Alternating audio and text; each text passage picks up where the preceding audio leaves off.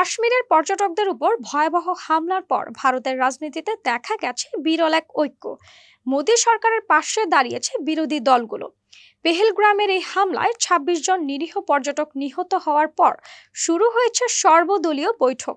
২ ঘন্টারও বেশি সময় ধরে চলা এই বৈঠকে অংশ নেন প্রতিরক্ষা মন্ত্রী রাজনাথ সিং, স্বরাষ্ট্রমন্ত্রী অমিত শাহ এবং বিভিন্ন দলের শীর্ষ নেতারা। বৈঠক শেষে কংগ্রেস নেতা রাহুল গান্ধী বলেন, সরকার যে কোনো অ্যাকশন নিতে পারেন, বিরোধীরা পুরোপুরি সমর্থন দেবে।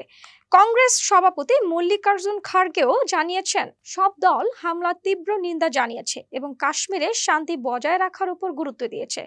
সরকার বলেছে, পরিস্থিতি নিয়ন্ত্রণে তারা সব ধরনের ব্যবস্থা নেবে। হামলার পর চরম উত্তেজনা বিরাজ করছে ভারত ও পাকিস্তানের মধ্যে।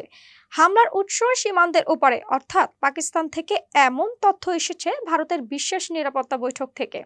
এর পরপরই নয়াদিল্লি একের পর এক কড়া পদক্ষেপ নিতে শুরু করেছে। ভারত সরকার ঘোষণা দিয়েছে, পাকিস্তানি দক্ষ কর্মী, কূটনৈতিক এবং রোগীদের জন্য সব ধরনের ভিসা বাতিল করা হবে। বর্তমানে ভারতের অবস্থান, করা পাকিস্তানিদের ভিসার মেয়াদ শেষ হওয়ার আগে দেশ ছাড়তে হবে বলেও জানানো হয়েছে।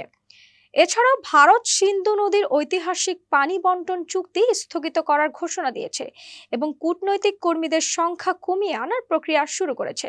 বিশ্বব্যাংকের মধ্যস্থতায় ১৯৬০ সালে স্বাক্ষরিত এই চুক্তি এখন অনিশ্চয়তার মুখে। এর প্রতিক্রিয়ায় পাকিস্তানও কড়া জবাব দিয়েছে।